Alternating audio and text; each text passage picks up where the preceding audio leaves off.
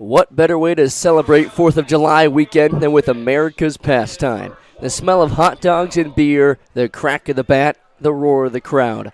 Nights where friends and family come together to share memories and laughter. Tonight, we not only honor those who have sacrificed their lives for our country, but remember what it means to be an American. You're watching the Casper Spuds and the Spearfish Sasquatch live from Black Hills Energy Stadium in beautiful Spearfish, South Dakota. As we welcome you up into the press box, I'm A.J. Reese. I'll be joined alongside Aiden Wirtz, our producer, director, color commentator, researcher, statistician, whatever you want to call him. He does it all. Aiden's finishing up a quick camera for you all before we get started here. But what a night it will be tonight. The Sasquatch will look to defeat a team that has been chasing them all summer long. It's 1 versus 2. It's the Squatch versus the Spuds on July 5th, the day after Independence Day. And yeah, we've got fireworks tonight. So if you aren't out here tonight, good luck getting here late because this place is jam-packed, sold out, and we pre-sold more than we've ever had before. If everybody shows up who bought a ticket, this will be the largest crowd in Sasquatch history. Yes, you are watching history live on YouTube right now, or if you're joining us after the game and you were at the ballpark, thank you for joining us this summer. The Squatch have been on an absolute tear all year, and they are in the playoffs. They won the first half for the first time in program history. So yeah, we already made history, and we're doing it again tonight. And they'll have a heck of a matchup with the Casper Spuds, who've been in second place. Earlier this season, they were in third. And for the longest time, the Squatch thought that the Hastings Sodbusters were going to be the team that were going to potentially take them down if they went on a losing streak. It was actually the Casper Spuds. They came out of nowhere, and they've been chasing the Squatch, especially since we've hit the second half. And this is going to be a fun matchup, Aiden. The Spuds are 20-10. The Squatch are 22-10. It'll be Diego Trujillo on the mound to start off the ball game for the Sasquatch. Leading off for the Spuds is Matt Marsick. First pitch is called a strike, and that's a way to start the ball game if you're Diego Trujillo. Yeah, Diego's been one of the solid 2-8 for the Squatch all year. Making his 5th start of the year, he's thrown 21 2/3, has an ERA of 3.32 and a 1.57 WHIP. Also has an opponent batting average of 2.86. Marsick takes a pitch in the dirt, and it's 2-1. Marsick leads the team in many statistical categories. He's hitting 333 with a 488 on base percentage. Also has 20 RBIs, 25 walks, and 7 stolen bases. But he falls behind 2-2 to Diego. The 6-foot freshman from Camas, Washington, attends Mount Hood Community College. Features a fastball 84-88, a curveball, and a changeup. Went with the changeup, but missed up and away, and it's a full count on the leadoff hitter, Matt Marsick. He'll be followed by Hank Harp and Hunter Billingsley. The 3-2. Swing and a miss. Down he goes, and a quick strikeout for Diego. Exactly how you want to start off a ball game like this. Make that his 11th strikeout of the year. Brings up Hank Harp. He'll be followed by Hunter Billingsley, Jack Opine, Caden Wilcox, Stone Vosick, Cody Colossus, Elijah Reeves, and Trent Rucker. Here's a base hit to center, and Hank Harp is the first base runner tonight. In the field for the Squatch behind Diego, in the outfield from left to right, it's Aaron Niels, Lucas Torelli, and Sam Kwapnowski. Along the infield, Chase Scott at third, Ben Foyer at short, Clay Porter at second, and Kyle Finn at first. Carson Rather is behind the dish. Here is Hunter Billingsley, the designated hitter. First pitch, misses low. A lot of different storylines defensively for the Squatch. Kyle Finn is back after he missed the last couple of series. Started off as just getting him some rest, but then caught an illness. But he is back and in the starting lineup, and he is one of the biggest bats. We'll talk about him when he comes to the plate. Also a great defensive first baseman. Yeah, he really has been for the Squatch so far. Had the second home run of the year and has had 7 or 8 since then now. Yeah, leads the league in OPS, slugging, home runs, RBIs. If he continues to hit like this, he could be the league MVP by the end of the summer. I wouldn't doubt it. He's got to stay healthy. Obviously, a little bit of sickness, as you mentioned, but when he's at the plate, the other team knows not to throw him too many high fastballs. Diego checks on the runner at first. He gets back in time. But we have to give a massive congratulations to Lucas Torelli, who was named Athlete of the Year at his college, Eastern New Mexico. A great spring down there, and he's had a great summer up in Spearfish. Diego loses Billingsley on 4 pitches. Yeah, it's one of the biggest problems I think the Squatch have early on in games is putting free runners on base. Obviously struck out the first guy, very nice for Diego, but runners on first and second, only 1 out. And Casper, as you mentioned, has just been a team to beat the entire year. Reigning champs as well. Trying to make it back to the championship series this summer, but they'll have to do it in the second half this time. Last year they won the first half, and it was the Squatch trying to fight their way back, but ultimately lost the last game of the season to the Fremont Moo and were a game short of having a chance at the title. This time it's the other way around. See if the Spuds can continue to stay hot in the win column. Again, they've really come back from behind. For the longest time, it was Fremont that was the team to beat. Then the Squatch jumped them. And we kept our eye on the Sodbusters, but then also in the Casper Spuds were within a couple of games of us that last series against the Prospects. And all of a sudden we were watching Casper.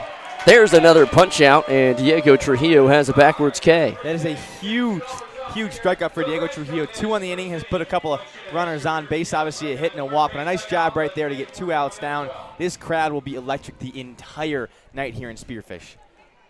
Brings up Caden Wilcox with 2 on and 2 down. Couple of punch outs for Diego, a base hit and a walk in his first inning. Breaker can't catch the outside corner. Home plate umpire is Nathan Montgomery. In the field, it's Scott Penny. We've seen this duo a lot this summer.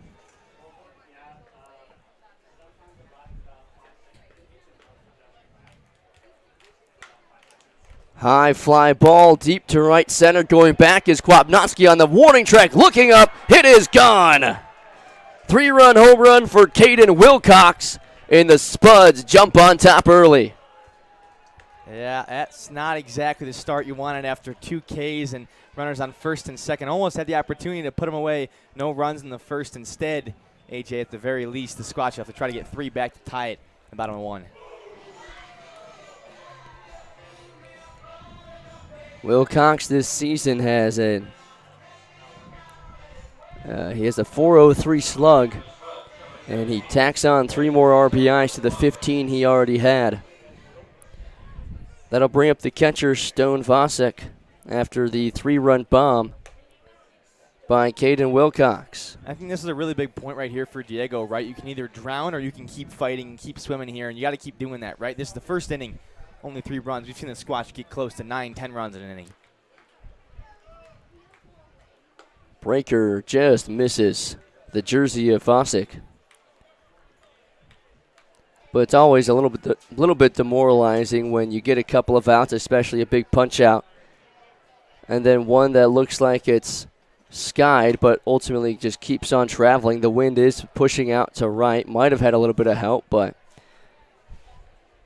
Wilcox certainly got the majority of that baseball to push it out of here. Yeah, he did. Quickly 3-0, and another 4-pitch walk by Trujillo.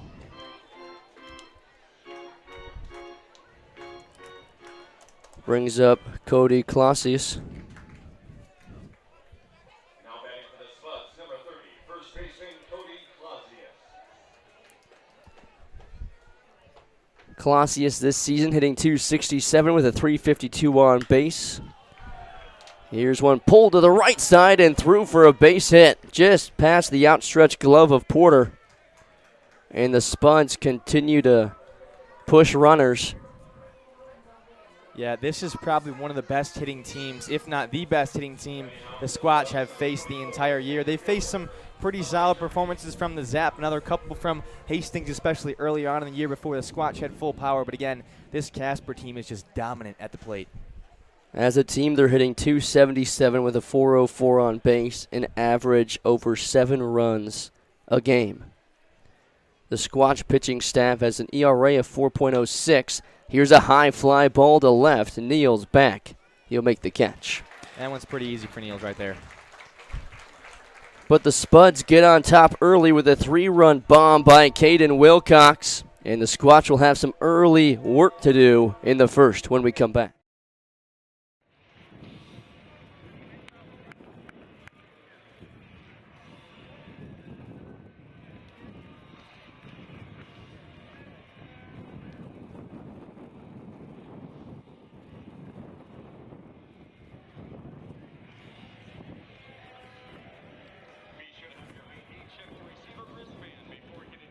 Sasquatch fans want to catch the first pitch this Monday, July 7th, from World Series MVP Ben Zobrist. Scan the QR code to bid on this opportunity. One lucky fan will get to toss it around with a 2-time world champ. Don't miss your shot to make Sasquatch history.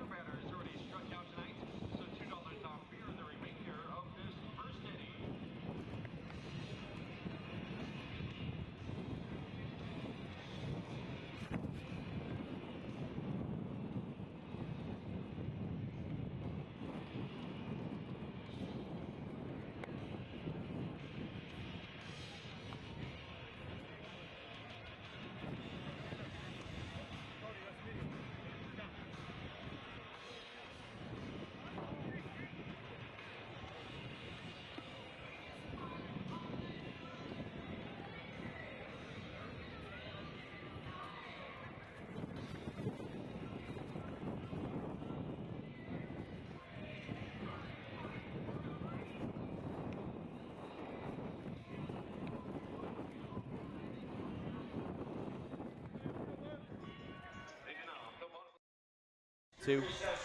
3-0 Spuds after a 3-run home run in the top of the first by Caden Wilcox. The Squatch will have work to do. They'll be led off by Lucas Torelli, Clay Porter, and Kyle Finn. Heart of the order, Carson Rather, Sam Kwapnoski, and Aaron Niels. Rounding out the starting 9, Phoenix Brandt, Ben Foyer, and Chase Scott. On the mound for the Spuds is Jake Martinez. He's had a great summer, but facing his toughest test yet tonight. First pitch to Torelli is called a strike. Yeah, AJ, you and I were talking about this kid's delivery kind of before we came back on the mic here, and it's interesting. On a guy like Torelli, a lefty, this ball's going to come in looking like it's outside and just hit that kind of paint line right in that outside corner for Torelli. It'll be a tough ball to hit if he keeps hitting that spot. The biggest advantage, though, for a lefty at the plate is that's going to run into his bat rather than away. Right. Another breaker misses outside this time. Yeah, you could tell from the camera we got on that one right there. That one kind of just tailed outside a little bit and didn't exactly come back into the zone. And it's quickly 1-1 on Lucas Torelli, who was named Athlete of the Year at Eastern New Mexico. Here's the pitch. Another one outside. Some numbers on Martinez. He's thrown 35 2/3 this summer and has an ERA of 1.51 and an 0.95 whip. 34 strikeouts to just 8 walks. Pretty good ratio. Pretty dang good. 2-1. Breaker misses away again.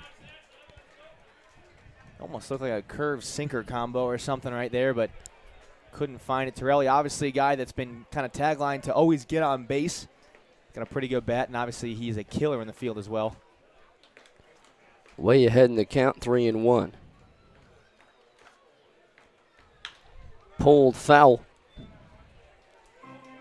I mean, you mentioned his on-base prowess. Yeah. He's got an on-base percentage of .545. Good luck beating that. He's got to protect right here, obviously. Took a nice hack right there. You could see a powerful swing from Torelli. Full count to lead off the bottom of the first in a 3-0 ball game. The 3-2. Takes strike 3 at the knees. Yeah, you can't do that one right there again. That ball's a little low. It's coming in. It's not exactly Jackson Peters, fastball drop, but it does drop a little bit at the zone, so that ball's coming in right at the knees. Got to defend it, right? Can't take that 3-2, but Clay Porter up now. He's a recent Sasquatch as of about, 2 weeks ago now? Yep, he made his first appearance in late June against the Prospects. Went 1 for 4. Since then, he's now hitting .263, 5 for 19, 3 doubles, 7 walks, 3 RBIs, and has scored 7 times as well. Porter just filled in some spots around the middle infield. He's also got a pretty solid bat. He's rocking the Kyle Finn no gloves attitude. Well, speaking of Kyle Finn, he's on deck. Would be huge for Porter to get on for him. Ground ball to short. Hart picks it up, throws across the diamond for out number 2. So a couple of quick outs. Here is the league leader in the majority of offensive categories, Kyle Finn. Yeah, Finn's been a killer at the plate. Obviously been ill the past couple of games, but when he's healthy. Oof. After this first pitch, I'm going to read you some numbers, and they're beyond impressive. First pitch is taken. He's got a .424 batting average with a .524 on base, a .924 slug, and a .1448 OPS. His OPS has not dipped below 1,000 since Game 1. That was the only time it was below 1,000 is because he went 0 for 5. Since then, his OPS has been above and beyond. Yeah. I mean, listen to this. His first game, he went 0 for 4 in his first game. His next game, 5 for 5 with a double and a bomb and 4 RBIs. The day after, he went 0 for 4. Yeah. That just shows you, man, how fast it can change. He was settling in the Spearfish, and then he was like, I am settled now. I'm going to go rip a couple bombs. He's got 8 home runs on the year, 2 triples, 5 doubles, 33 RBIs, and has scored 26 times. It's another outside, yeah. The way this pitcher's coming in, it's interesting. His approach to Torelli And Finn, I wouldn't say it changed, but he's definitely, obviously, it's a little harder for him to throw outside on Finn because he's coming all the way across his body. Finn's going to stay patient here, 3-1. Martinez already a punch out and a ground out, looking to put up a goose egg here in the bottom of the first. Popped up to right. Coming in is Marsick. He'll make the catch. So the Squatch go down in order, 1, 2, 3. And the Spuds will be coming to the plate with 9 and 1, 2. 3-0 Spuds, top of the second when we come back.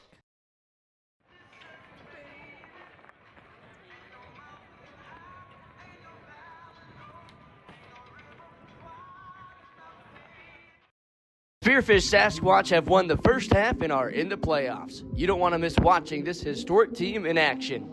Join us tomorrow night at 4:05 p.m. for 9 innings of winning night, presented by Britt Oliver Globe Life Family Heritage Division. The action will continue on Monday with Game 1 of a 4-game series against Bison Baseball and Ben Zobrist night.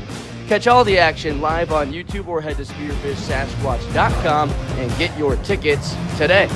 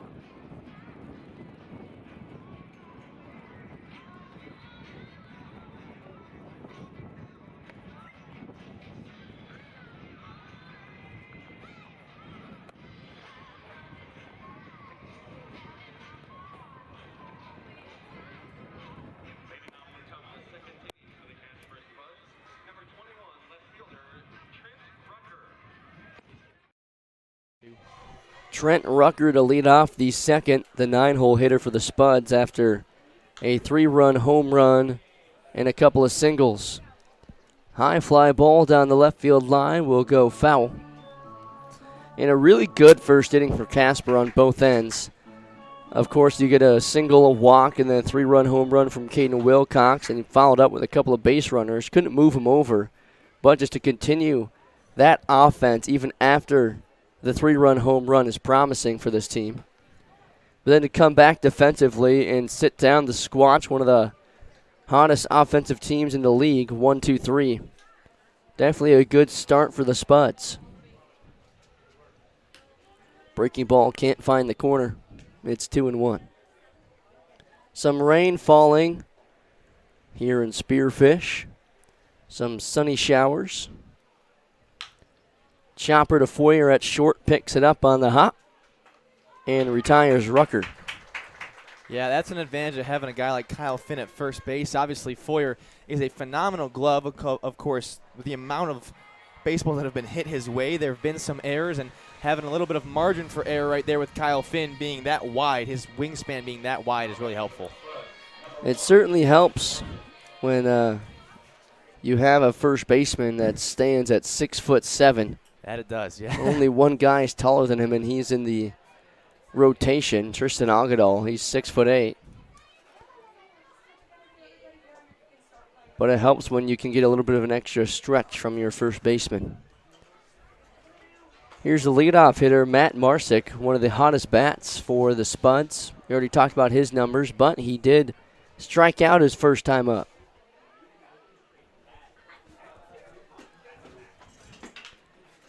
Punch to Foyer at short, waits for it, and puts down the leadoff hitter. As we mentioned, Foyer has been a magnet over there at shortstop. Obviously, he's been making phenomenal plays. He's also probably had the most ground balls hit to him as he's barely come out of the game for the Squatch. Maybe, what do you say, 4 or 5 games he hasn't played? Yeah, not even. Somewhere around there. He's been an absolute workhorse at short. Talk to him about what it takes to stay healthy and be out there for so many games. So that he just takes every day with the same mindset, same routine. Make sure you stay stretched and drinking enough fluids. And eat your vegetables, kids. And eat your vegetables. What's your favorite vegetable? Probably broccoli. I like broccoli. I love broccoli. Go with some good things. Hold on. Is corn considered a vegetable? After this play. Punch to Porter at second. Bobbled. Picks it up. The throw to first. Not in time. Hank Harp is aboard on the E4. And Clay, who has played majority middle infield in his career, but this last spring at Cal Poly Pomona was moved to the outfield, primarily played center field, where he actually thrived. And his coach said, "You made a big mistake, Clay. You should have been playing center field your whole life because you are phenomenal out there."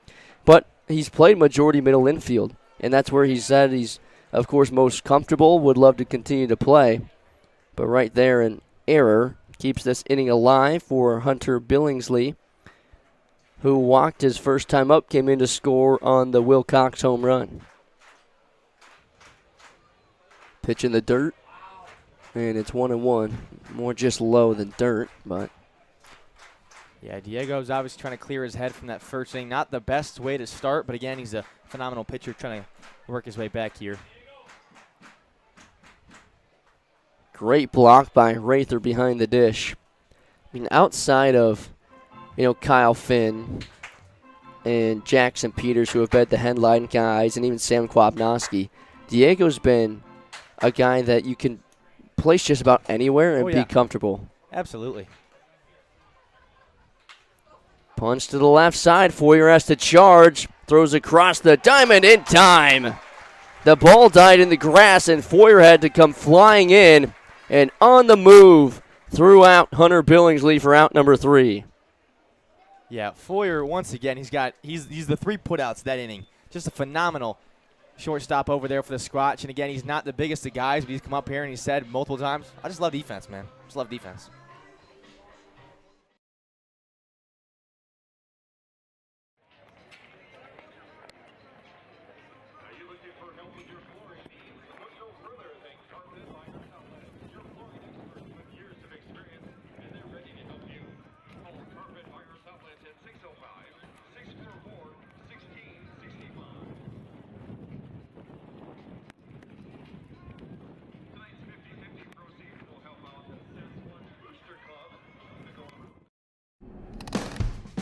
Road trips are measured in miles of uncontrollable laughter, comfortable silence, and new memories.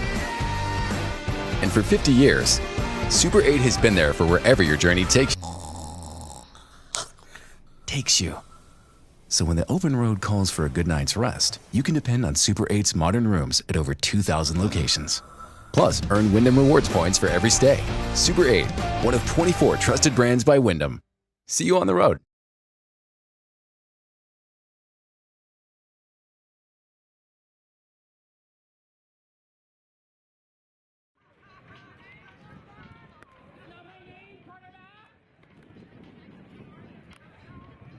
Welcome to tonight's Spearfish Sasquatch game. Don't forget to stop by the Visit Spearfish promotional tent near the main entrance. They've got games, prizes, and your chance to win a Spearfish prize basket. Come check it out. Thanks to Visit Spearfish for presenting tonight's fireworks night.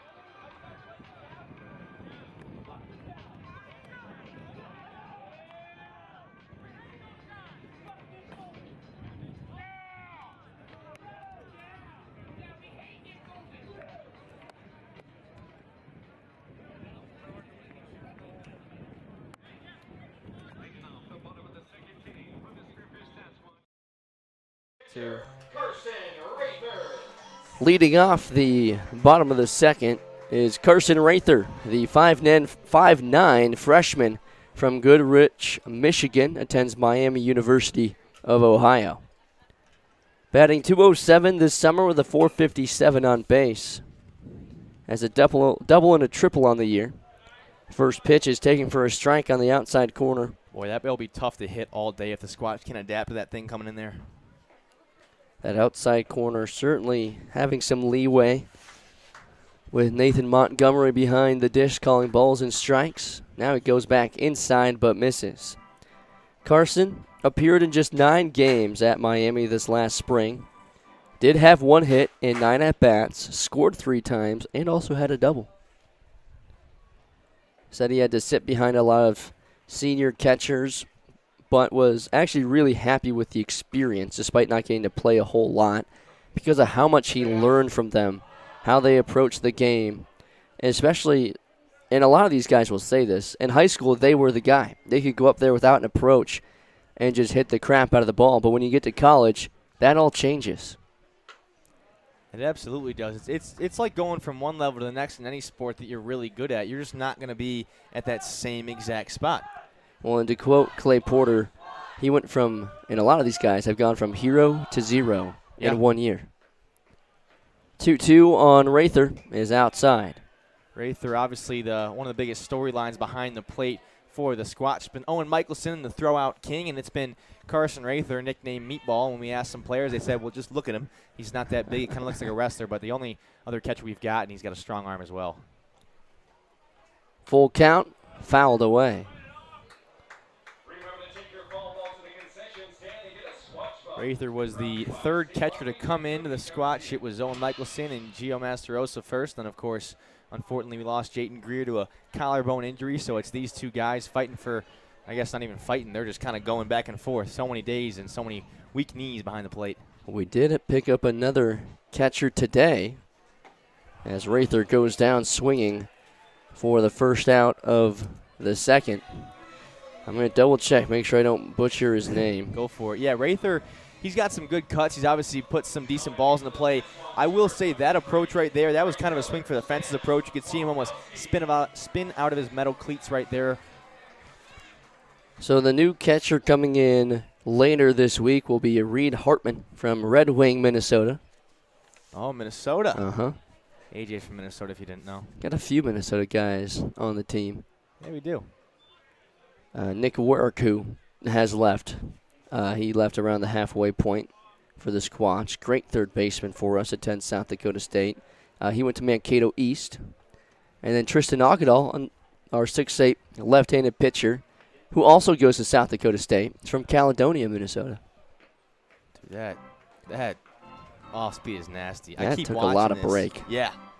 That was pretty gnarly. I would like to see the horizontal break on that sucker. Yes. 1-1 on Quap. High ball. fly ball deep to right field. Marsick in front of the warning track makes the catch on the warning track. Man, he got a piece of it. Just a little bit under it, maybe just a little, or not enough power, I should say. But Quap's always been a guy you can rely on to put a decent bat on ball there. Hitting .373, has 4 home runs. His last was in the last game before the break against the Zap. But just a couple inches shy of his 5th brings up Aaron Niels. The 6-foot redshirt freshman from Newburgh, Indiana. First pitch pulled down the third base line, gloved by Opine across the diamond. And he makes the catch. Good play by Clausius at first. Had to go outside the bag behind Niels and able to keep his foot on the bag for out number 3. That is not an easy play, especially with the bad hop at third. Opine stays with it, and Clausius just barely keeps his foot on. It's still 3-0 Spuds. Diego Trujillo back out for another inning of work when we come back.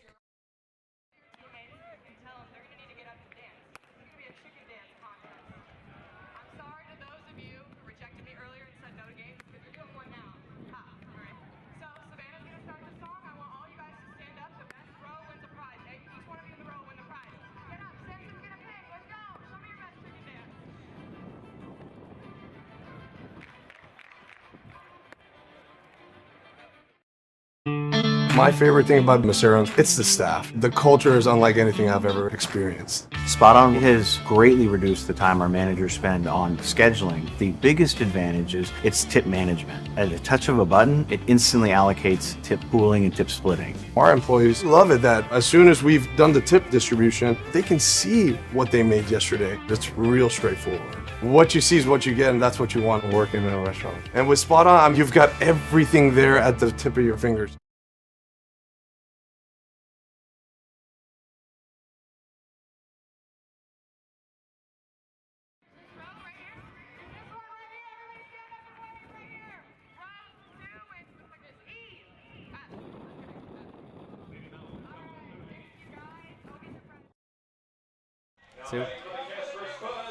Welcome back to Black Hills Energy Stadium. It's 3-0 Spuds through 2. First pitch, pushed foul. Leading off the top of the third is the beer batter, Jack Opine. He struck out looking his first time up. Ooh, somebody just got some squatchos. Some squatchos? Squatchos? Look pretty good to you? They do. I might have to put in a request. Squatches wouldn't be bad. I've also got a turkey cheddar bacon pickle sandwich in the fridge. I got 2 halves of it if you want What? one later. Turkey what? Turkey bacon cheddar pickles Pickles? on a sandwich. That's awesome. Yeah. Yeah, I got 2 halves of it, though, so in the 5th inning, I'm going to go grab it if you want half of it. Well, my parents are here, so I might have them buy me Some some Squatchos? squatchos. Wouldn't be a bad call. Or what's the Squatch burger called? Oh, I can't remember that. It's like pulled pork on the burger, too, isn't it? Yeah, it looks really Yeah. good. It might just be like the, I know there's a Squatch dog. Down goes Jack Opine, and for the second time tonight, the sold-out crowd has $2 off beer. I'll tell you, man, if they're not winning, they're still drinking, these fans here at Black Hills Energy Stadium. $2 off, couple innings, 1st and 3rd inning. Sounds like a good night to be a Sasquatch fan. Or an alcoholic. One of the 2. I'm kidding. I'm kidding. Brings up Caden Wilcox, who hit a 3-run home run his last time up. But you've got a root beer, so I do have a root beer, so I'm technically, you're halfway there. I'm halfway there. I'm at the root of all beer. Barks. Not sponsored. Not sponsored. Could be, though. Could be. If you're watching or listening, Well, I always thought I want to be sponsored by A&W root beer because my initials are A&W. that would be an easy sell, I feel like. I agree. Flip to right field. Kwabnowski over in the gap, and he makes the catch over his shoulder. Boy, that one was a little harder than I think he was making it look. I guess obviously he wasn't going to get around on that one. He was just going to have to go grab it, and Quap's a lefty, so it's not the hardest thing in the world. He also does toss a pretty good spiral, so I'm sure he's played football at some point in his life. Those over-the-shoulder catches don't come unnaturally to him. Absolutely. I mean, that was hit pretty deep in the gap, and Quap, it almost looked like he was jogging out there to make that catch. There's got to be some wind going out that way. The first home run, he still got a piece of it. That might have gone over with no wind, but that ball right there didn't look like it was too hot off the bat. It just kept going. Probably doesn't help how hot it is today, too. Yep. Here's Stone Vosick, who walked his first time up. That's going to hit a car. Yeah, especially with how full the lot is tonight. Better watch out. Hopefully you have some car insurance. Yeah. I was waiting for the crash sound effect, but we didn't get it, so Dang it. just go check your windshields. 1-1. Just misses the upper half.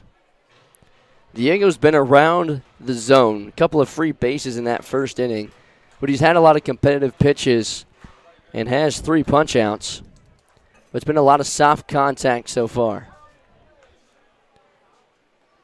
In trouble of walking his third batter, though, with a 3-1 count.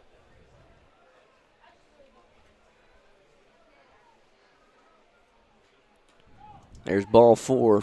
Ball will find the backstop. And after a couple of quick outs, Diego will have a runner on with Cody Clausius at the plate. It's an interesting day in Squatch history. It's one of the most populated games here in Black Hills Energy Stadium. I believe what AJ was saying earlier is true, of course. If all the fans that bought tickets do show up, it will be the most attended game. Which is just awesome to see with how good this team has been this season, the history they've already made. Why wouldn't you want to be a part of it? Clausius, a single his first time up, was not able to advance after it. It's a towering fly ball down the line, but well foul over the Spearfish bullpen and into the batting cages. I mean, they're all bagged. It's the most I can do. Yeah, because next hour I think we're going to get it. 1-1 count. Here's the pitch. In the dirt. Good block by Rather. You know, I have one in my car. If my parents have that, I should be good. Carson's been great behind the plate defensively. Both him and Michelson. You always feel comfortable when they're back there. Blocking pitches, calling a game, throwing out guys. Rather threw out a kid at third his last time out behind the dish. I believe that was July 1st. And Owen, we don't know the exact number of how many guys he's thrown out, but I'm sure it's in the double digits by now. Diego takes a look at first. But with how good they both have been blocking pitches, throwing guys out, calling games, I don't know if there's much better of a catching duo than this right now in the Independence League. No, I don't think so either. AJ, we just got a little weather update from Cooper Smith, one of the other interns, saying that, and I quote, "Get your rain jackets, we might get smoked by some storms here in Spearfish, so hold on to your seats." Little dribbler up the middle, gloved by Porter, steps on the bag. Little miscommunication between Foyer and Porter, but ultimately Clay picks it up and is able to step on the bag and put up another goose egg for Diego Trujillo. 3-0 Spuds, still to score. See if the Squatch bats can get hot before this storm rolls in.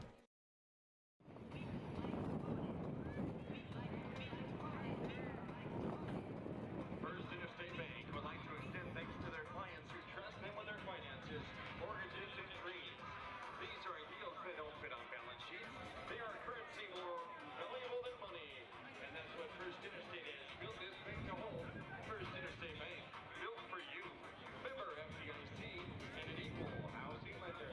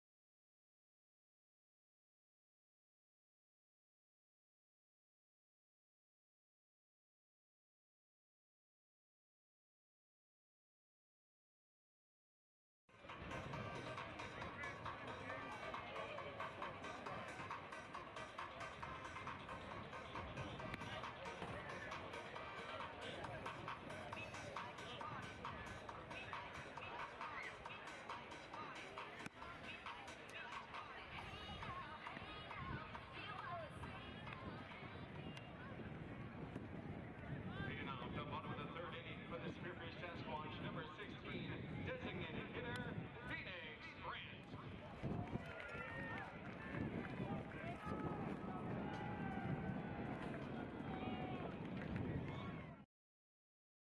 3-2. The teenage sensation comes to the plate. Phoenix Brant to lead off the bottom of the third in a 3-0 ball game. Jake Martinez back out for another inning of work. Takes low for ball one. Phoenix made a heck of a debut in his first day. Hit a walk-off 3-run home run to send the Squatch to the playoffs. And also through one inning the next day, faced the minimum and picked up a strikeout. I mean, he's been really fun to watch since he's gotten to Spearfish. Unfortunately, his college teammate Jayden Greer was only able to be here for a day because of the fractured collarbone. But it's going to be really fun to watch those two progress once they get to college this upcoming fall. It's going to be really fun to follow their careers after Spearfish because how well both of them played in their first games was really encouraging. Oh, yeah. 2-1. And we say it every time Phoenix comes up, but the fact that he's 17 years old, hasn't even seen Yeah. a day of college classes, and he's already facing collegiate pitching, he's going to have a massive step up in his freshman class once he gets to San Diego. He absolutely will. And the fact that he's been able to see pitches well, hit really well against college pitching as a 17-year-old, it's hard not to think that he's going to have a heck of a college career and maybe even beyond that. Full count to the leadoff hitter, Phoenix, Brandt. Chopper to the shortstop, waits for it, backhands it, bobbles it. Brandt's going to have an infield single. That would have been a heck of a play by Hank Harp. As he waited for it, then went for the high short hop, I guess is what you call that. Tried to backhand it, and he did glove it, but the transfer did not go as cleanly as the play. Yeah, definitely an impressive glove. Not exactly probably the traditional approach. You could probably try to charge that guy and pick it up from down low, transfer it upwards with that one. Interesting approach, but again, pretty solid fielding and then just a transfer issue. But well, here's a guy who is pretty solid on those transfers over there at short, Ben Foyer. That he is. That he is. Allegedly 5'10". Again, when he came up into the press box, him and I stood next to each other. I am allegedly 5'7". So either I'm a little bit taller than I thought, which would be great, or he's a little bit shorter than what he's saying. I think that I'd give you 5'7.5", and I'd give him about 5'8.5" to 5'9". Okay, at least I got that extra half inch. Exactly. I'll take that. He might even. I didn't really know because I saw the video of you guys the other night in camera, but I'd love to see like no cleats, no shoes, no nothing. Yeah. You wouldn't get very much service at a gas station without any shoes. That's a good point. You probably wouldn't. Yeah. In Florida, you might. That's a little more acceptable. No shirt, no shoes, no anything. You get service. Florida's a fun state to be in sometimes. Other times it's not. Yeah, I mean, maybe around this time would be a little more fun. Shot through the right side for a base hit. Brandt will hold up at second. Ben Foyer is aboard with the first hit of the night for the Squatch. It's a great piece of hitting right there from Foyer. Just pop it right through that second first baseman gap. Really, really well done. And his bat has just continued to get red hot. AJ, this is exactly the inning that they need to start with. Runners on first and second, a quick guy on first right now, no outs. Chase Scott up. He's the coach, Justice Scott's son, obviously. Has been a pretty solid bat for the Spearfish Sasquatch. He's had some confidence issues he has talked about with us, but I think one of the biggest things I want to see from Chase is a more simplified approach. Sometimes when the pitcher speeds up, he'll just go with it. You know, take a step back, call time. Make sure you're giving yourself some melodicity in this one. Look at this defensive alignment. The first baseman is halfway to home. The third baseman's up on the grass, and the short and second baseman are playing about halfway their normal positions. First pitch to Scott is inside. I'm assuming that this is some sort of bunt defense, but typically you would just see corners in here, especially with two on, try and turn two. And the shortstop and second baseman will play back, which they technically are compared to the corners. But they're playing more even with the bag, which means that they're more worried about trying to get this lead runner, which is absolutely the right idea here. But Scott has a little bit more power. If he pokes one anywhere, it's going to do some serious damage. That it will. Obviously, he hasn't gotten one out like he's always wanted to. He's hit a couple that have been pretty close. He's popped some ones down the left field line in the past couple of games, so a nice job hitting there. But, AJ, you're exactly right. Even a little blooper over the first baseman would probably bring Phoenix home. Well, it looks like the outfielders are playing a couple steps in as well. Scoreboard shuts off. We've been having issues with that this season. Scott, high fly ball to deep center. Reeves backpedals in front of the warning track, makes the catch. Brandt will tag up from second and take third. That will put runners on the corners. And Chase Scott able to at least move the runner 90 feet closer. Yeah, that scoreboard has been given the field issues. It's been giving everybody a lot of issues. It's not going to be fun when it shuts off because, of course, people here want to know what's going on. We know what's going on. We can keep track of it. Maybe we just got to be louder for them, let them know what's going on. Yeah. But also for the umpires, now they have to be perfect. Yeah, they gotta know. I mean, they already should know every Scoreboard's pitch. back on now. Oh, there we go. So it'll probably just be some inconsistencies here tonight. But for you guys at home, we're going to try to keep you guys updated the best we can. Score's still right. It was not updated here for a minute, but it's back on. The graphics are working again. First pitch to Torelli is called a strike at the knees. Big spot here for the Squatch with runners on the corners and one down. Brant's on third. Ben Foyers on first. You would love to snag even just one right here. Corners in for the Spuds. The first baseman is also holding Foyer, and there's another called strike. Torelli, I don't know if he's not reading that ball, but he's gotten about 3 or 4 of those kind of in that same spot, looping into the outside corner. He's got to protect right now and choke up a little bit and just put a bat on ball. 0-2 on the starting center fielder. Has led the league in on-base percentage for the majority of the year. The 0-2. Good take from Lucas. That's a good eye. A little low and away right there. That's a great, great pitch, by the way. Very competitive. Probably would have gotten a lot of swing and misses at most levels. Yeah. But Torelli, he is a professional hitter. 1-2. Swing and a miss. Big strikeout for Jake Martinez. And all of a sudden, he is 1 out away from stranding a couple of runners. Clay Porter comes to the plate for the Sasquatch. He's been great, as we mentioned so far this season for the Squatch, kind of moving around and filling in spots in the infield. A big position here, down 3 for them. Runners on the corners, 2 down. The 5'11 senior from Hesperia, California, digs in. First pitch misses low. Now, Clay's got a fun story as to how he got here.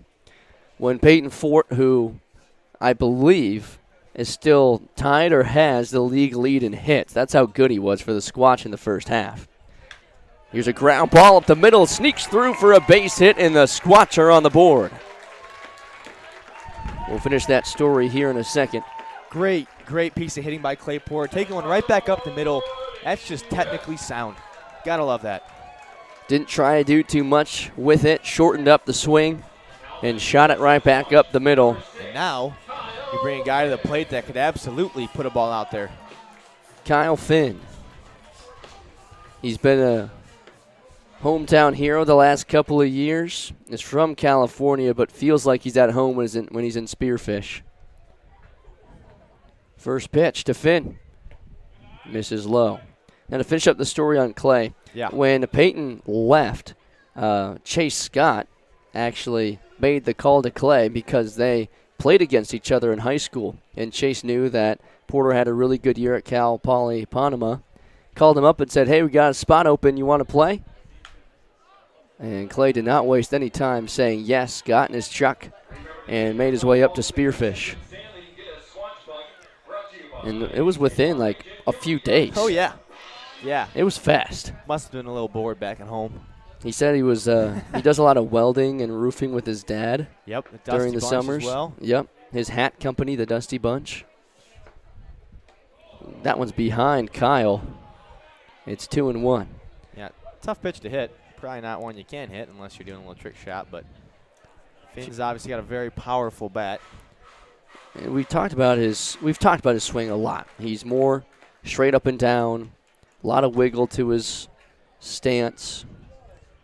Keeps that front leg open. But when he comes set, boy, is there a lot of power. Pull down the third base line, and foul will do it 2-2. It's funny, you rarely see Kyle put a ball on the ground. I know that sounds funny, but most of the time he's lifting it.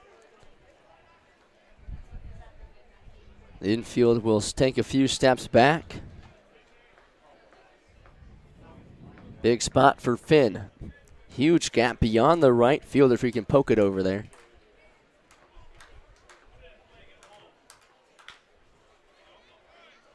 I think Kyle has been primarily to the pull side. Absolutely. So seeing a it's not a huge shift, but center fielder certainly shading more towards left and the right fielder shading more towards center. There's a big gap down that right field line.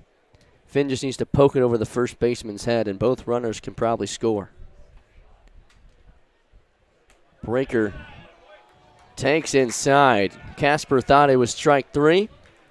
Definitely a bit inside, just a bit. If that would have been his off speed coming inside and hanging over the plate, that would have worked. Full count, 2 down. Runners will be off on the pitch, down by 2. The tying run is at first. The go-ahead is at the plate. Runners take off, lift it out to deep right field, going back on the warning track. It is gone. Kyle Finn has done it again. The Squatch take their first lead of the ball game. Come on, Kyle Finn, are you kidding me? Look at him. He just shook his head. He put his arms up like this. Oh, I don't know. Just another home run. Why not? His 9th of the summer. And we just said it. Everything has been to the pull side. Oh, and somebody just got tossed. Oh, boy, here we go. I believe that's the assistant coach, Matt Jeffrian, who just got tossed by Nathan Montgomery after Finn came across the plate. I didn't even see that. Did Finn say something I'm not possibly? sure. I think it might have been on the no call on the breaking ball, and then the very next pitch, listen, Finn smoked. And Jeffrian is out of here. We can go back and look at that pitch. Again, yes, we are the Sasquatch interns broadcasting for the Spearfish Sasquatch, but you go back and look at that pitch from that home plate angle. That's definitely one where it's a bit inside. Kyle is standing closer to the plate, and he leans back like it's going to hit him. It wasn't going to hit him, really, but again, it makes it look like it's more inside than it is. However, that ball definitely was too far inside to be called a strike in any scenario. Well, nonetheless, Kyle Finn hits his 9th home run of the season, extends his league lead in that category, and a huge 4-run 3rd inning. That'll bring up Carson Rather. And it just always feels like Kyle is a guy that has a chance to do that. And we were just saying, he pulls everything. Yeah. Everything he's hit has been to the pull side. But with the wind and the heat, just able to poke it over the right field fence. Well, look at that flag out there. I know you guys can't see it, but behind the lodge at Deadwood, to the right of the scoreboard over by the fire station, the flag is blowing pretty hard to the right now. Look at the trees in center. They are bending towards right. Yeah, and if the camera we've got on right now is wiggling at all, you'll know why as well.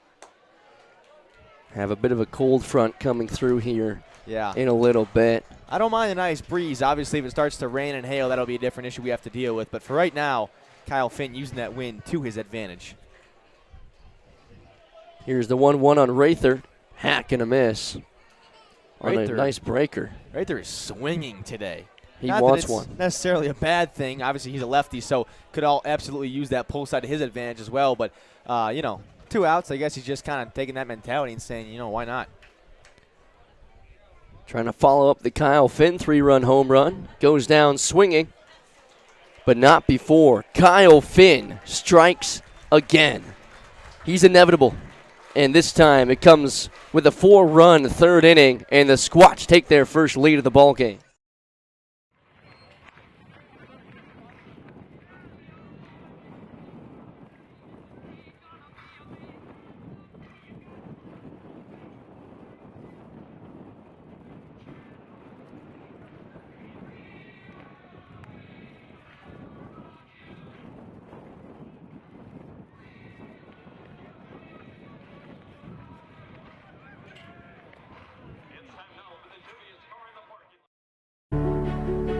So surprising.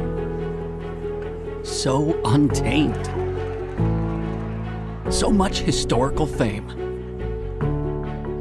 So much to see, hear, smell, taste, enjoy. So pack your bags. Hit the road. Strike gold. Deadwood is waiting. There's so much South Dakota, so little time.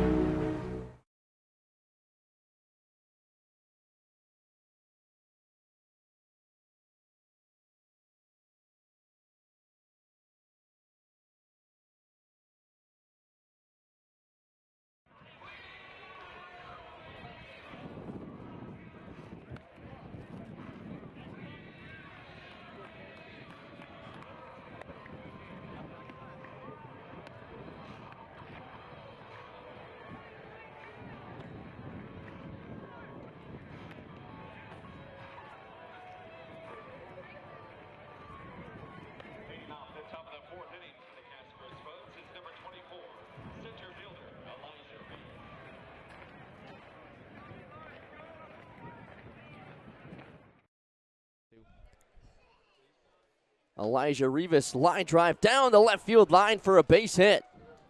First pitch swinging. He's on his way to second. The throw will not be there. And a leadoff double for the Spuds. Well, that was pretty quick. Very quick.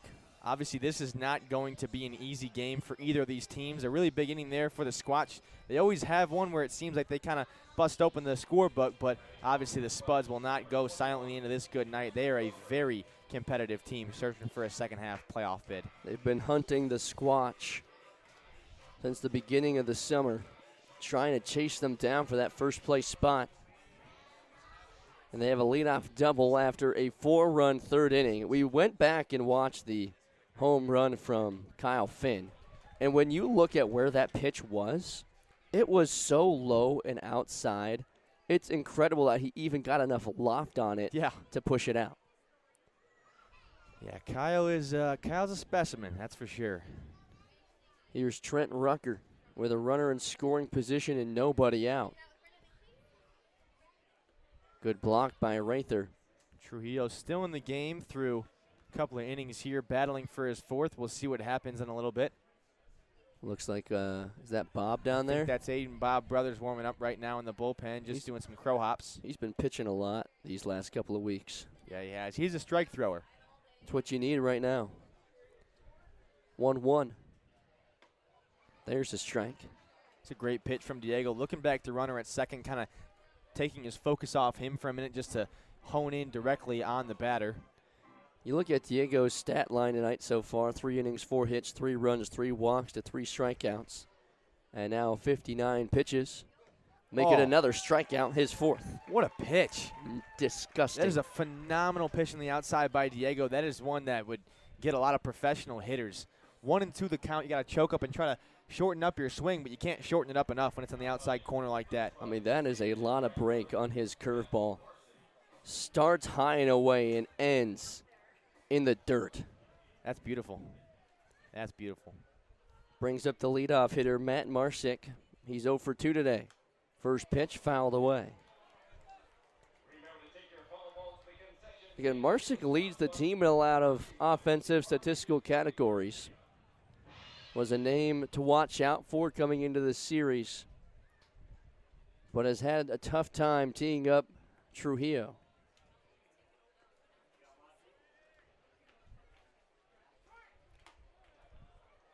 Good take. It's up and in. It'd be tough being a hitter with some of these fans. Halfway through Diego's motion, you just hear swing, and you could tell he almost thought about it. Your brain inherently just does what some things out loud tell it to do, but he held off there. Well, a lot of times, especially when you go back and ask these players in a big moment, they can't hear what's going on around them. I mean, after the game-tying home run by Kwapnowski and that walk-off, the first walk-off win to beat Hastings, we asked him, hey, what did you think when Ryan Bachman told you to slow down? And that's exactly what you did. He said, I don't even remember him saying that. Yeah. In one ear, out the other. And Bachman heard that, and he thought it was the funniest thing ever because what Bachman told him to do is exactly what he did. Right. And certainly helped him hit that game-tying home run. I bet you Sam's, cognitive side of his brain heard it, and he just didn't mentally process it, but didn't need to. 3-1, pulled to the right side. Finn backhands it, and he'll make the play. It's a great play by Finn over there. I know they've talked about the rotation at first base for this Squatch team. A lot of people have mentioned Seth Nelson sometimes. Obviously, Bowman has also played there. Kyle Finn has this massive frame that really helps him, but some of the ground balls have been tough to handle sometimes for those guys, even in the revolving door of first baseman they've got. Got to give credit to Kyle's glove, knocking that one down and making the play. Here's a shot to right. Kwap goes back and hangs up for him. And Diego puts up another goose egg, strands the tying run on second after the leadoff double. And that is exactly what Diego needed. It's 4-3. The Squatch hang on to a 1-run lead. Bottom of the fourth when we come back.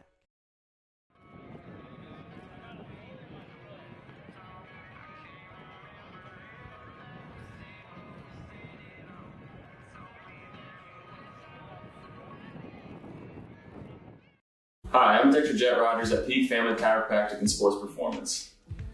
We all take different paths in life. That's why we utilize multiple different treatments here at Peak.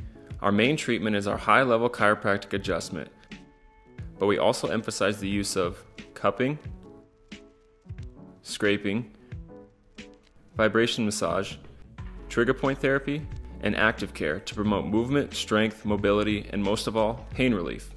Why travel to multiple locations when you can have total wellness under one roof? Stop in today and let's get you to your peak.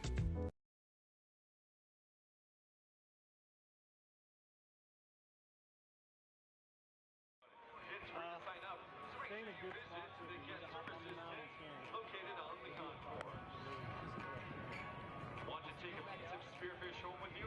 Head on over to the Visit Spearfish tent and enter to win a free prize basket filled with some local goodies. You can't win if you don't get in and enter. That's a prize basket sign up over by the Visit Spearfish tent.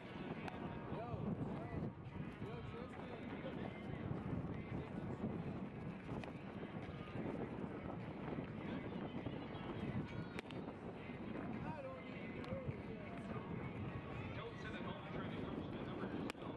Let Green Bookkeeping take care of it for you. Call Green Bookkeeping at 605-717-5849 or visit the office on Colorado Boulevard in Spearfish. That's Green Bookkeeping. Leading off the bottom of the fourth inning for the Spearfish Sasquatch, number 23, Sam Wapnowski.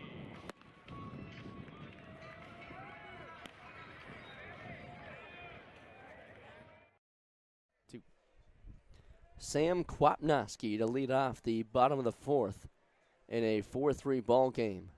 Wind still whipping out to right field. He nearly pulled one out his first time up. This time it's a chopper to the first baseman, Clausius, and he'll beat Kwap to the bag for out number one. He actually flipped it to Martinez. No, excuse me, it was Clausius that took it to the bag. My fault. You could tell that Quap is one of those guys who always gives 100% effort, even hustling out that where you watch an MLB game and most of the time those guys are jogging and barely making it over there. I mean, he made it about a step or two behind Clausius, but still forced him to hustle to first.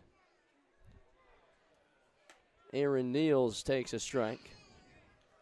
Neal's been a solid outfielder for the Squatch this season. He's been pretty solid at the plate. Of course, sometimes we've heard that he can be a bit defensive about his strike zone as a player as well, so a little bit of battle with the umpire, but a pretty solid bat so far for the Squatch. But it's also good to know where the strike zone is and guarantee that when he comes back to the dugout, he'll let you know. Without a doubt. What it is. Yeah. It's good to have a guy like that and that will vouch for your guys, but also learn a thing or two from the umpire.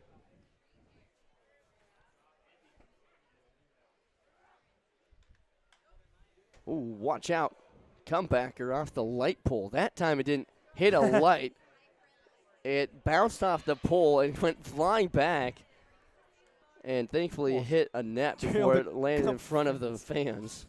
Wow.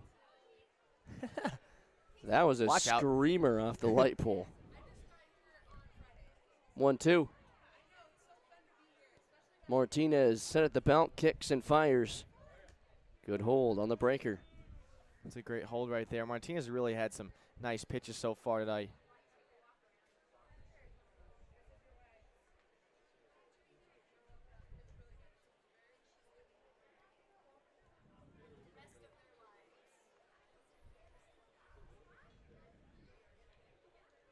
Martinez ready. Swing and a miss. Another strikeout for Jake. Make that his fifth.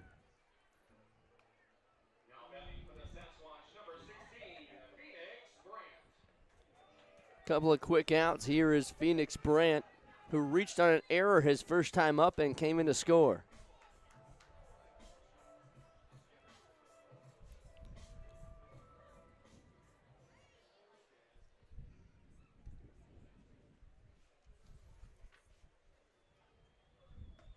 You can just smell the food up here. Every time the wind comes through, you just get a bigger whiff of the burgers and hot dogs and the squatchos, the pulled pork sandwiches. Making a call down to the concession stand after this inning. Oh, I'm sure you are. I need something to eat. Getting Pretty hungry. solid. Pretty solid food over there, and you got a nice discount as an intern. Well, like what we've been saying, we need to do like a Squatchos review. I think that's a great excuse yeah. to get some food up here. Agreed, yeah. Yeah, we'll do that. Make it happen. High fly ball to left. It'll get out of play and find the parking lot. Well, that does bring up a good point here, as AJ and I are both 21. A lot of the other interns here, 19 to 23. So this ballpark sometimes it's, we're a little tired after some long weekends, but it's always fun to be here and get our experience. We're never perfect, but we're learning. Another pop-up that gets out of play. It's been a fun time here. Both of our families are here as well. They are. Yours from Minnesota, mine from the Illinois, Chicagoland suburb area, so it's been fun to have them. But what a summer it's been so far. It's been electric, especially when the team is winning. It makes things really fun. Really does. Shot down the left field line, hooking, foul. Phoenix is really trying to push one down there. And if he does, especially a spot like that in the corner, he's got some sneaky speed. He may be 6'5", but he can get those knees up and pick up a couple of bases. That he can.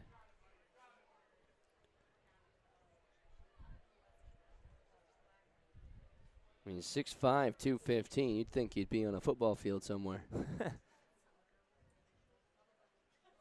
But instead, he's swinging a bat and throwing 90-plus mile-an-hour fastballs.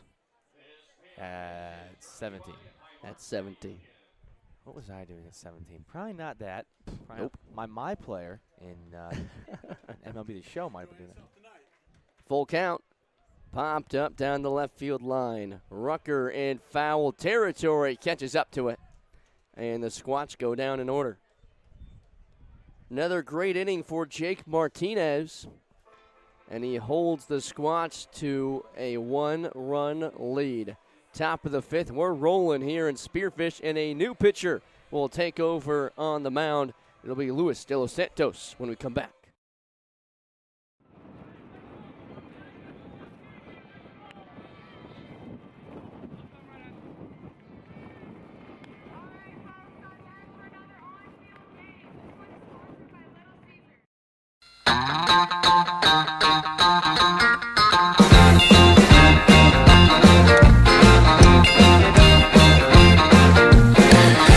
Shout out to the world so they know my sweet baby loves me so. She got me going, yeah, she turns me on. And she loves me, yeah, she loves me. And it blows my mind. Hey, nice play. Yeah, it blows my mind.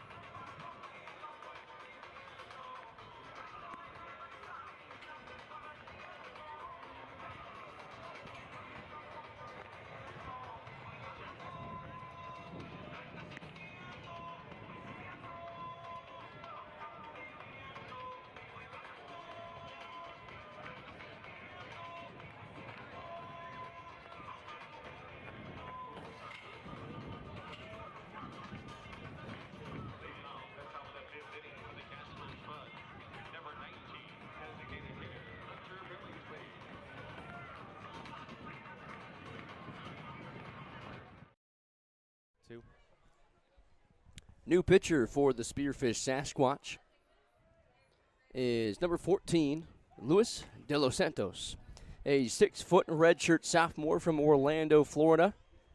Last spring attended Saracoso Community College. He played last year in a Sasquatch uniform and is now in his second season, making his 2025 debut. Shallow shot to left. Niels makes a sliding catch for out number 1.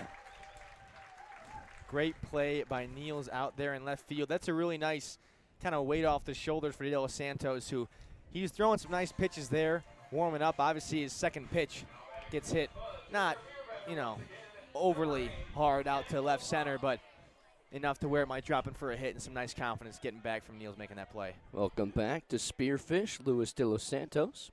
He came back in the early July series against Oahe, but did not make an appearance on the mound. We originally saw Aiden Bob Brothers up and moving around, and then Octo went down there and said, hey, we'd love to see De Los Santos make his 2025 summer debut. And now he's on the mound.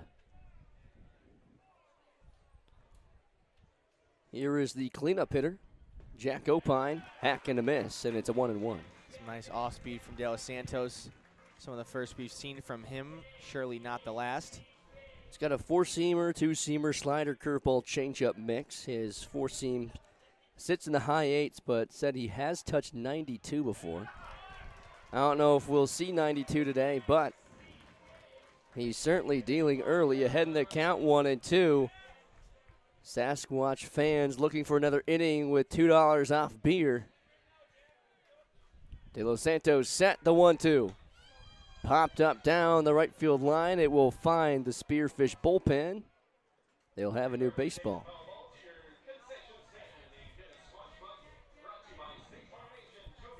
He struck out twice already tonight. Both of those were by Diego Trujillo. We'll get his stat line here in a moment. Kicks and fires. Good hang. The fans really want the strikeout once again. This will be the third time the beer batter has struck out here. Black Hills Energy Stadium, if they get it. More beer, more discounts. We're going to start losing money. We just might. The 1-2. Swing and a miss. 3 strikeouts. And another inning with $2 off beer, and Kyle Finn wasn't ready for the throwdown. The ball is sitting in right field. Is right there trying to throw it down to Kyle, but he wasn't looking. All game, 4 innings, 4 hits, 3 runs, 3 walks, and 4 strikeouts. Did all that on 66 pitches. Real efficient from the Sasquatch two-way starter.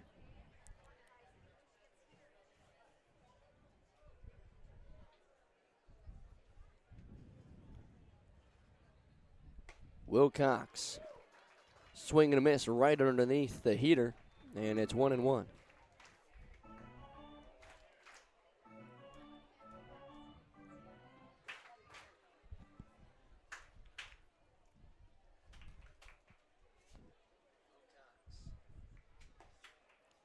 Boy, just missed that outside corner. Thought he had it, but instead it's 2-1.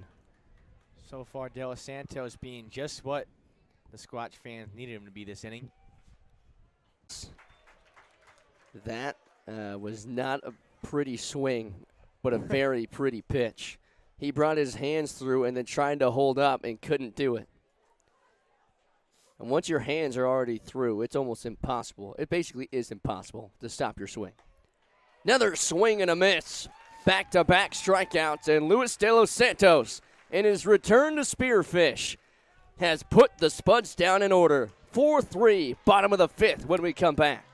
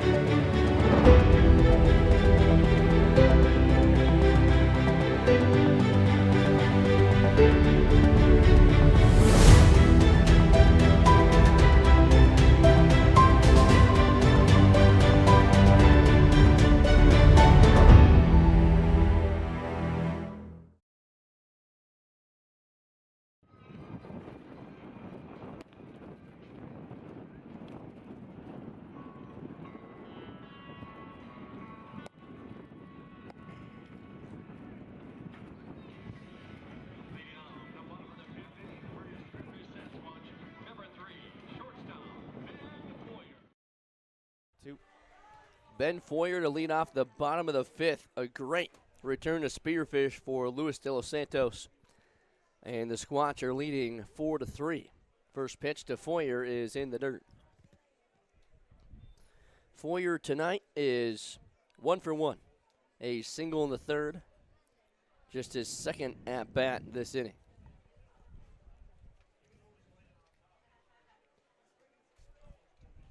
A native of Houston, Texas, attends Southwestern University. And we talked with him, what was that, last week, Morty? Last week, yeah. We asked about his sophomore year at Southwestern, and he said, would have loved to have a better bat. A lot of the guys at that school didn't have their best years, especially for a team that is normally competing in the College World Series. Kind of a down year for Southwestern, but Ben said this summer really wants to get his bat back. He hit .228 in the spring. And I would say that, his bat is back. Hitting .316 this summer with a .419 on base. And those extra base hits are starting to come through. Has a couple of doubles and a triple. But it's been his timely hitting, too. 26 RBIs and 24 runs scored. He's been great, especially as of recent with the bat. 3-1 taken upstairs. Working from a 3-0 to a 3-2. Martinez is trying to fight his way back into this one. Right at the belt. Here's the 3-2 with nobody on, the leadoff hitter in the bottom of the 5th. Upstairs, and there's ball 4. It's a good take from Foyer, obviously. Not the hardest of pitches to take, definitely up and in for him, but 3-2, you can get you swinging at anything. Chase Scott will come to the plate now. He's also a Saracoso product, as is about 6 or 7 other guys on this team and other teams as well. Including Lewis, who was came in last inning. Threw up a goose egg. Breaker catches the outside corner. It's got a lot of horizontal break. I know we've said it a lot tonight. Yeah. But it has a ton of horizontal break, and if you aren't ready for it, it's going to catch up to you quick. Yeah, it's really impressive. It doesn't have a ton of speed, but again, it just breaks so much that unless you read the spin, it's gonna fool you. Absolutely.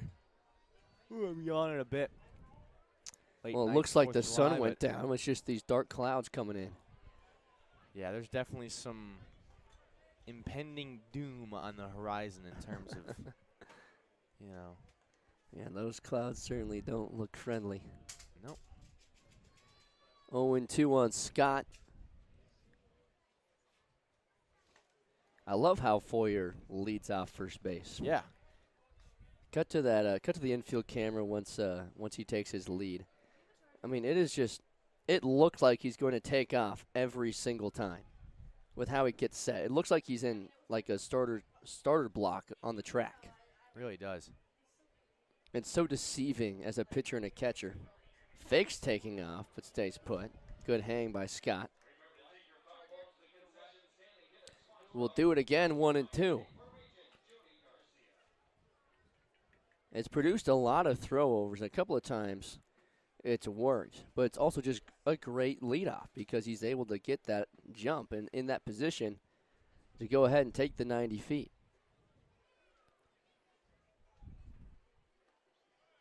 In the dirt. And is quick enough to get back, too, with that big secondary lead.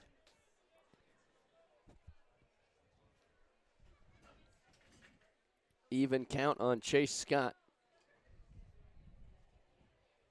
Squatch looking for some insurance against a team that can come out of nowhere, whether it's in a team or in a game or in the standings.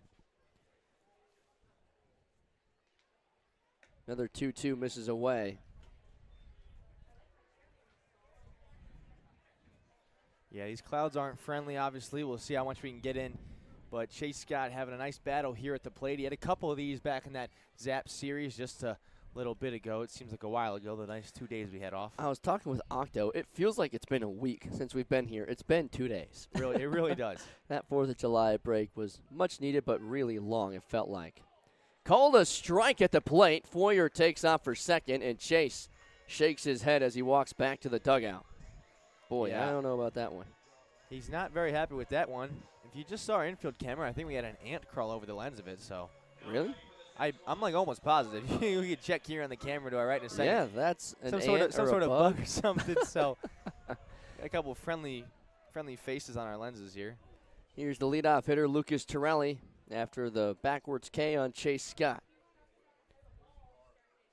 Ground ball off the glove of Martinez, gloved by the second baseman. Long throw, got him in time. What a play by Caden Wilcox, the second baseman. Yeah, that's a heck of a play right there. Holy cow. Adapting on the fly of what was kind of a broken play to start with. And going back across his body, leaping into the air like he's a shortstop to throw back across and make the play. Brings up Clay Porter, an insurance run 90 feet away, but now 2 gone. Pitch in the dirt, gets away, but up the third baseline. Good stop by Vosick to keep Foyer at third. Yeah, Foyer's a pretty quick guy, so any ball that rolls through the wickets or into the backstop, he might be taken off for home. Got to have a good catcher. Well, now we've got a meeting of the minds with the boys in red. Nathan Montgomery calling balls and strikes. Scott Penny making the out and safe calls on the field. About a 5-second conversation. We're back to live action. I'm assuming that's probably about the weather rolling in, right? It totally could be. There's some pretty ominous clouds to the right side right now. I have a feeling we're going to get a big gust of wind here in a little bit, and it might be pushing the other way compared to how it has been all night. There's a strike on the outside corner. Because those clouds are rolling in from the right, but the wind is pushing from left to right down here. Yeah, it is. It's going to mix a little bit. It looks nice to our left side. It looks pretty dark to our right side. And that right side is going to come right here. It's coming in hot. Porter's going to call time. We'll see what happens. We'll obviously update you guys. And if we can keep the stream going and the game keep going, obviously we're going to keep going. We're going to keep going. We're going to keep going if we can. We will update you guys in the chat on the socials if we have some sort of delay or cancellation. Hopefully not. This is a fun game so far. In the dirt, another good stop by Vosick. And as we've mentioned, these are two of the most competitive teams in the league. The Sasquatch solidifying their opportunity to play in the playoffs. They won the first half. The Spuds looking to get some redemption and win half number 2. I mean, I didn't really look at the standings too close before the game. Probably should have. The Spuds are 1 game back Only overall one. this season. Again, this is the second half, so technically different standings than we have right now. Porter flips it to right, hangs up. Diving catch by Matt Marsick in right. He was really shallow, and it hung up enough for him to lay out and make the play. Wow. We've talked all day about how much wind is blowing out to right field. Right there, that ball got caught up in the wind, died a little bit, but since he was playing so far in, they get out of the inning, no damage. Well, the Squatch leave a runner in scoring position after Foyer got on, and then 3 outs in a row. The score is still 4-3. Another new pitcher for the Squatch when we come back.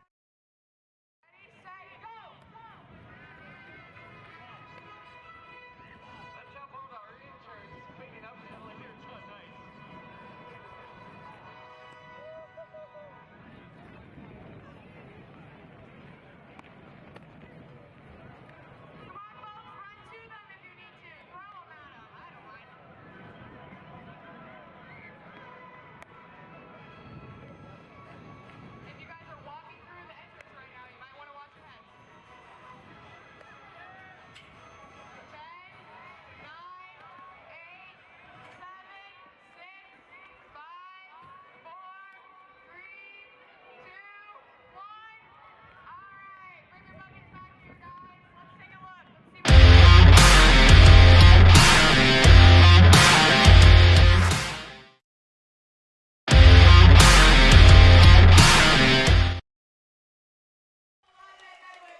got a good ball game here in Spearfish, 4-3 the score. Now let's go around the league with Luke Layden. Luke, what's going on around the rest of the IBL? So we've been off the last 2 days, so I'm going to start on July 3rd. July 3rd, the Bison baseball finally starting in the league. They lost 15-0 to Oahe Zap. Also the same day, the Casper Spuds get a win on the Plainsmen, 12-6.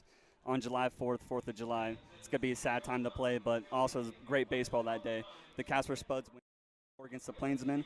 The Zap get another one on the Bison baseball, 10-4, and then Hastings edge out Fremont, 7-6. Wow, good ball game there at the end. And with then Hastings. right now today we got a lot of games going on, full slate. We got the Fremont Moo losing to the Nebraska Prospects 9-2. Wow. The Zap beating the Bison again 11-3. The Hastings winning 8-4, and then as we know right now, Spearfish are currently up 4-3. Well, you know it's the heart of summer when everyone's playing in the IPL. Thanks for hopping on, Luke. No problem. Thank you. That is Around the League with Luke Layden. New pitcher for the Sasquatch is the 6'3 senior from Las Vegas, Nevada. J.J. Neal, also, well, his real name's Jonathan, but we call him J.J. Kind of an eerie scene here right now. You see the dark clouds. I mean, they're flying right at us right now. And if you look out in center field, the wind has come to a complete stop. I mean, that flag was whipping to right field all night, and all of a sudden everything is at a standstill, except for the ball game. Neal takes a strike. JJ, his last time out was against the Plainsmen. Tough night, a third of an inning, faced 5, allowed 2 hits, 3 runs, 2 walks and a strikeout. Here's a shot into right. That's good for a base hit. Leadoff single for Stone Vosick. And the Spuds have the tying run on base. I mean, those clouds are moving quick. Here's Cody Clausius, hoping that we can get this game in. First pitch from JJ is outside.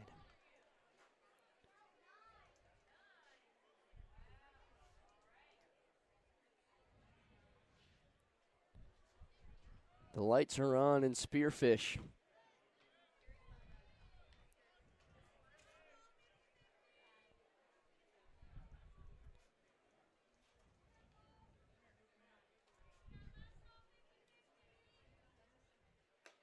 Hack and a miss. Good upstairs fastball from Neal. Interesting scene here.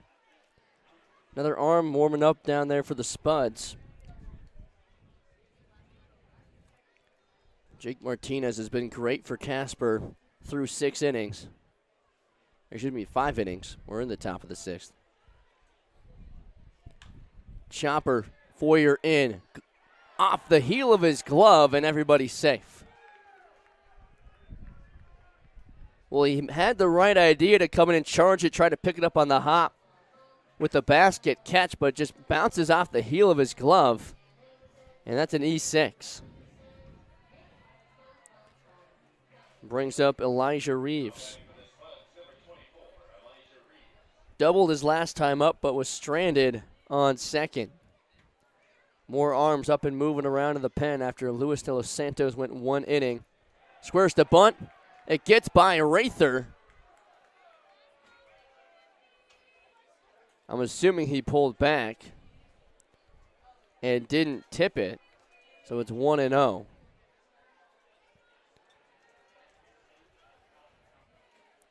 Luis de los Santos had a great first inning of work, but was pulled for J.J. Neal, and now the tying run is 90 feet away. The go-ahead is 180 feet away. And you can see the wind really starting to pick up the other way. Popped up straight into the air. Fans, heads up. Bounces back, and everybody's okay. I mean, the wind was whipping out to right field all night. And now this cold front starting to come in a complete 180 as the wind is now whipping to left. And this is going to be an interesting next hour or so. Fans are starting to head for the parking lots. Line drive to center. It'll hang up, and Torelli makes the catch. Runner from third tags up, and he will score We've got a tie ball game. Sack fly for Elijah Reeves. And you can see the wind already starting to have an effect on the baseball as that one hung up, and instead of going straight to center like it looked like it was going to, it took off for left center. Everybody in the stands is at least heading for cover, if not heading for the parking lot. I mean, this looked like it's going to get ugly quick.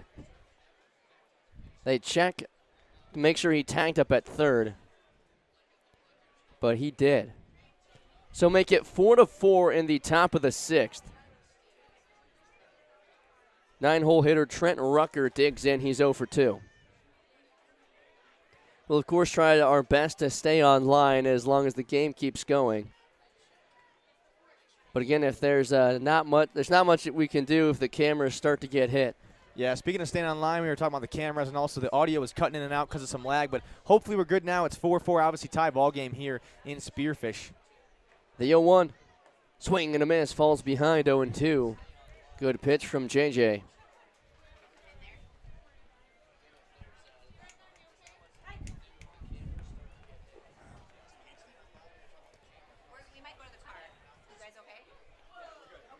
The 0-2, swing and a miss. Big strikeout for JJ.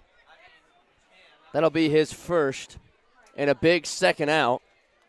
Trying to leave the go-ahead in scoring position, but he'll face the top of the order and Matt Marsick.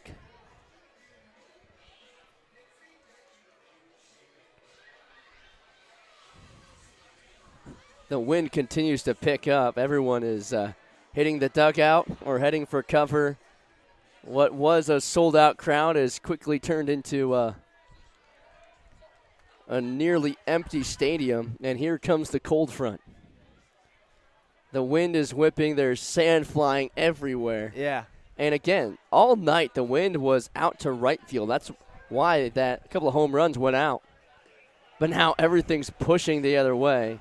We're going to send you to Oh, boy. This is going to get interesting quick. I'm going to send you to the left center, or pardon me, the right center cam, just to show you what we have coming in. Left center also can show you that center field abomination of a storm that's about to hit us.